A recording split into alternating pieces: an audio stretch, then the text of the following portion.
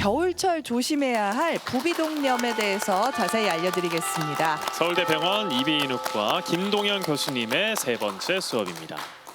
네, 지금까지 뇌졸중, 심근경색과 같은 아주 위중하고 생명을 위협하는 질환들에 대해서 강의를 들으셨는데 아마 머리도 찌끈찌끈하고 가슴도 답답하셨을 것 같습니다. 아마 지금부터는 좀 우리가 흔히 주변에서 경험할 수 있는 좀 가벼운 질환에 대해서 말씀을 드릴 테니까 좀 편한 마음으로 들어주시면 될 것 같습니다. 가볍지만 흔한 병인 거죠. 그렇죠. 그러니까 일상에서 좀 많이 발생하는 불편할 수 있는. 그렇죠.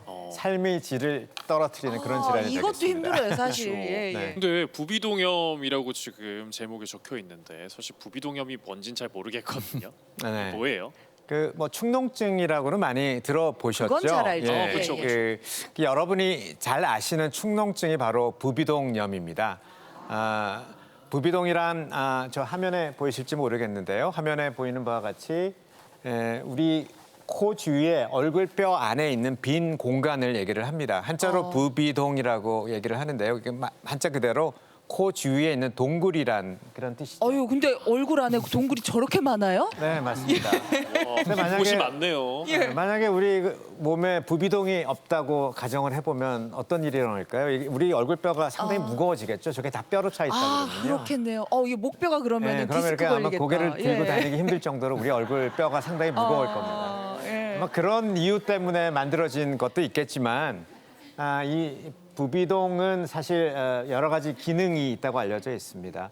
우리 어떤 목소리가 나올 때 공명을 하는 기능도 있고요. 그리고 우리 코 안의 단면적을 넓혀줘서 외부에서 들어오는 차고 건조한 공기가 따뜻하고 데워져서 우리 기도에까지 갈 수 있도록 그렇게 전달하는 역할도 하고 있습니다.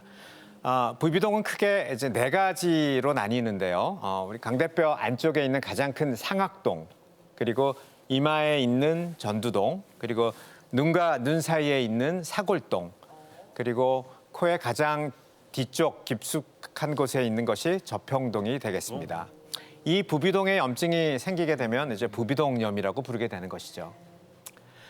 부비동염은 감기나 알레르기 비염 등으로 점막이 부어서 이 부비동과 코 안을 연결하는 통로가 막히게 되면 콧물이 부비동 안에서 빠져나오지 못하게 되고 고이게 되고 2차적으로 세균 감염이 일어나게 되면 염증이 발생하면서 고인 콧물이 이제 고름이 농으로 변하게 됩니다. 그래서 부비동염을 일반적으로 우리가 축농증이라고 부르는 것이 되는 것이죠. 요즘 감기 걸린 분들 주변에 굉장히 많은데 이렇게 감기 걸리면 부비동염까지 걸리기도 좀 쉬운 건가요? 네, 맞습니다. 부비동염이 생기는 가장 흔한 원인은 감기인데요. 감기 때문에 코 안 점막이 붓게 되면 코와 부비동을 연결하는 통로가 막히게 되고 이로 인해서 부비동염이 발생하게 됩니다. 감기랑 증상이 좀 비슷할 것 같은데 어떻게 좀 구별할 수 있을까요? 네, 부비동염은 감기와 증상이 상당히 비슷하지만 또 다른 점들도 많습니다. 비교해서 말씀드리면 감기의 경우에는 대부분 맑은 콧물이 나오는데 부비동염은 누렇고 냄새나는 콧물이 나오게 됩니다. 농이라 그런가 보다. 네.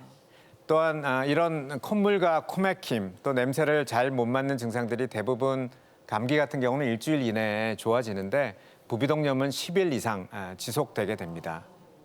또한 장기침이 계속 나고 누웠을 때 기침이 심해지거나 두통과 얼굴에 미간, 뺨, 눈아래 등의 통증과 압박감 등의 증상이 나타나면 부비동염일 가능성이 높다고 생각하시면 되겠습니다.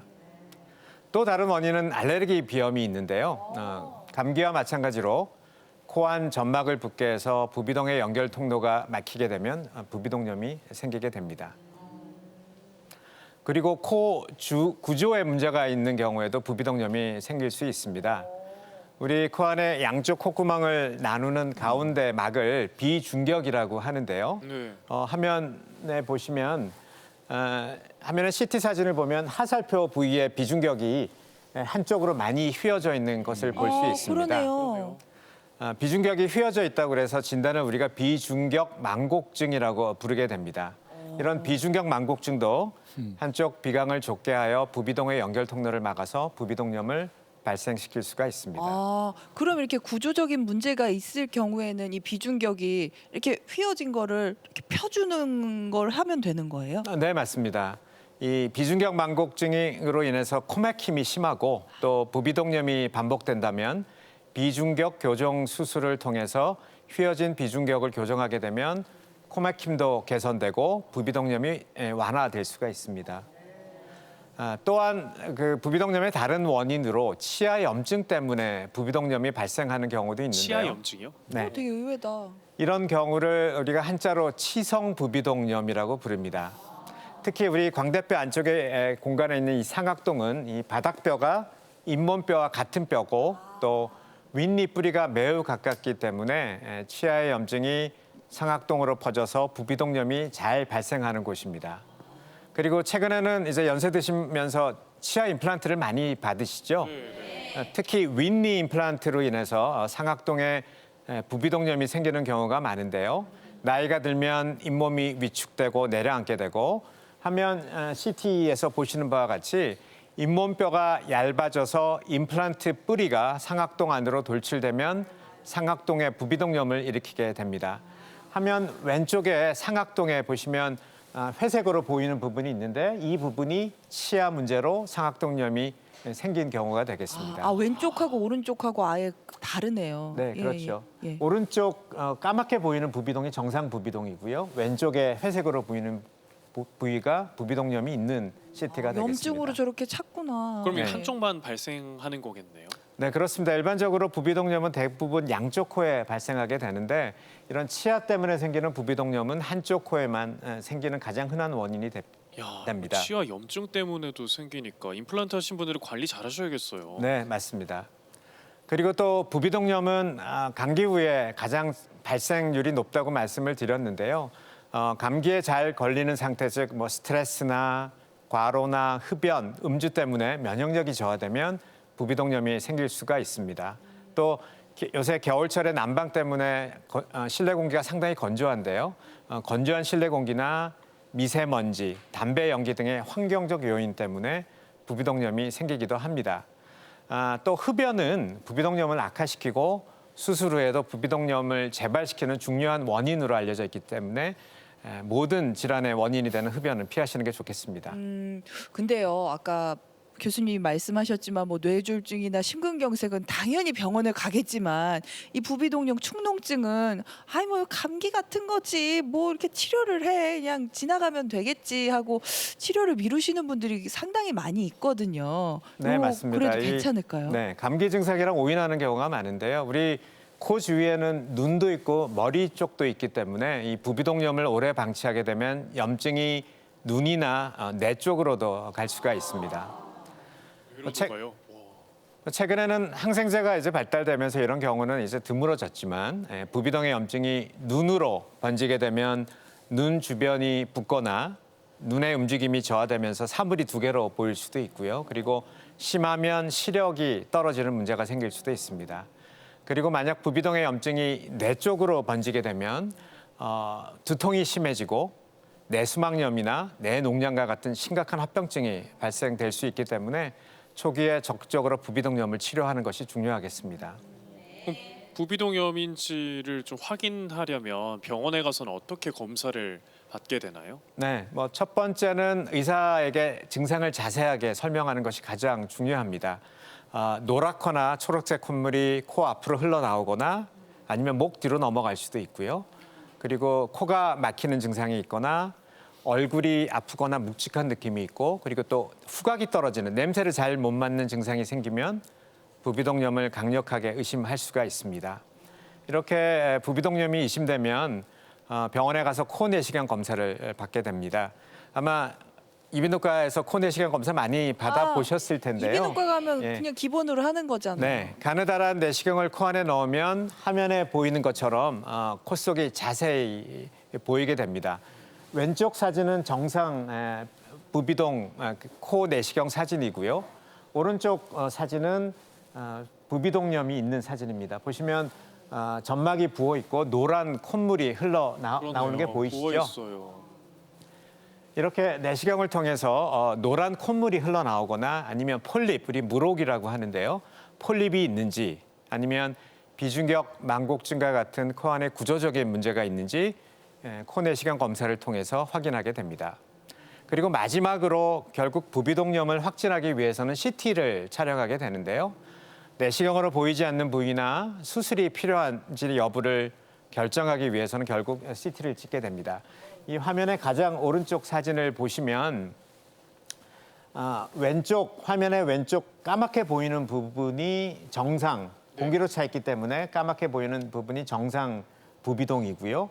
화면의 오른쪽에 회색으로 보이는 부분이 점막이 부어 있거나 농이 차 있기 때문에 이렇게 회색으로 보이는 부분이 부비동이 M 쓰여져 있는 저 부분 말하는 맞습니다. 거죠? 예. 저 부분이 부비동염이 있는 부분이 되겠습니다. 이렇게 CT를 찍어서 우리 부비동염이 어디까지 퍼져 있는지 어느 부비동에 염증이 차 있는지를 확인할 수가 있게 됩니다. 그러면 이제 부비동염 진단을 받았으면은 치료는 어떤 식으로 할까요? 네, 뭐 부비동염은 무조건 수술 받아야 되지 않느냐고 물어보시는 분들이 많은데요. 부비동염의 기본 치료는 약물 치료입니다. 대부분의 부비동은 약물 치료로 충분히 완치가 가능합니다. 대표적인 약물이 항생제와 코 안에 뿌리는 비강 분무 스테로이드 제제인데요.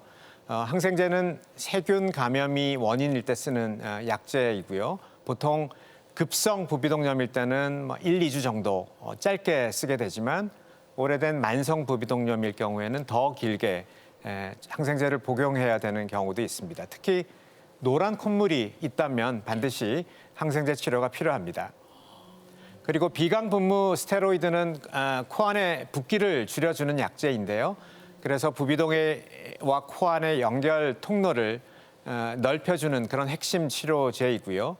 근데 가끔 스테로이드 성분이 있기 때문에 오래 사용해도 안전한지 걱정하시는 분들이 많습니다. 예. 그렇지만 이 먹는 스테로이드제에 비해서 이 코 안에 뿌리게 되면 이 스테로이드 성분이 전신으로 흡수되는 양이 미미하기 때문에 소아에서도 장기간 사용해도 안전하다고 알려져 있습니다. 그 외의 약물 치료로는 알레르기 비염이 있는 경우에는 항히스타민제와 같은 알레르기 약물 치료가 도움이 되고요. 그리고 기침이나 두통, 안면 통증이 있는 경우에는 기침약이나 진통소염제 같은 약물들을 병행하기도 합니다.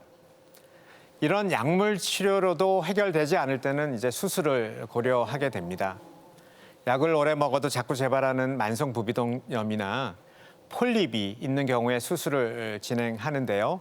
요즘은 겉으로 째거나 이런 외부 절개 없이 콧구멍을 통해서 내시경을 넣고 부비동 수술을 진행합니다.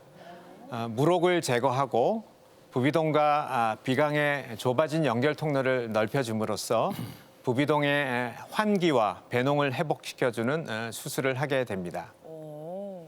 그리고 또 최근에는 새로운 치료법인 생물학적 제제가 곽강을 받고 있는데요. 기존 항염증제나 스테로이드가 염증을 일으키는 여러 물질들을 전반적으로 억제해서 증상을 완화시켰다면 생물학적 제제는 부비동염을 일으키는 특정 물질만을 선택적으로 억제해서 염증을 줄이는 약제입니다. 우와. 특히 천식을 동반한 만성 부비동염 환자들에게 요새 널리 사용되고 있는데요. 이런 환자들은 수술하고 나서도 재발되는 경우가 많아서 예전에는 반복해서 수술을 시행할 수밖에 없었지만 이 최근 개발되고 있는 생물학적 제제는 천식 동반 만성 부비동염 환자의 후각을 호전시키고 수술 후 재발을 억제하는 데 효과가 있는 것으로 알려져 있습니다. 우리 그러면 부비동염은 예방하려면 좀 감기 조심해야 되고 그런 걸까요? 어떻게 해야 될까요? 네, 맞습니다. 아까 말씀드렸던 대로 부비동염의 가장 흔한 원인이 감기이기 때문에 감기를 최대한 예방하는 것이 중요하는데요. 그래서 손 씻기와 같은 개인 위생을 철저히 관리하는 것이 가장 기본이 되겠습니다. 또한 코가 건조해지면 점막이 약해져서 염증이 잘 생기기 때문에 코 안이 건조해지지 않도록 겨울철에는 너무 실내가 건조하지 않도록 습도를 적절하게 유지해 주고요. 그리고 물을 충분히 마시는 것도 도움이 되고 또 생리식염수로 코 안을 세척하는 것도 중요합니다. 그리고 알레르기 비염이 있는 분들은 알레르기 비염 증상이 심해지면 부비동염으로 진행되는 경우가 많기 때문에 꾸준하게 알레르기 비염 관리를 해주는 것이 중요하겠습니다. 그리고 만약 감기에 걸리게 되면 부비동염으로 진행되지 않도록 초기에 치료 관리하는 것이 가장 중요하겠습니다. 네, 그러게요. 알겠습니다. 코감기로 대충 이렇게 알고 대수롭게 여기면 안 될 것 같다라는 좀 생각이 듭니다. 질문이 들어왔는데요. 만성 부비동염으로 콧물과 코막힘이 심해서 수술을 알아보고 있는데 재발하는 경우가 많다고 하더라고요. 사실인가요? 라는 질문이네요. 네, 꼭 그렇지는 않습니다. 앞에서도 말씀드렸듯이 대부분의 만성 부비동염 환자는 수술로 완치가 가능합니다.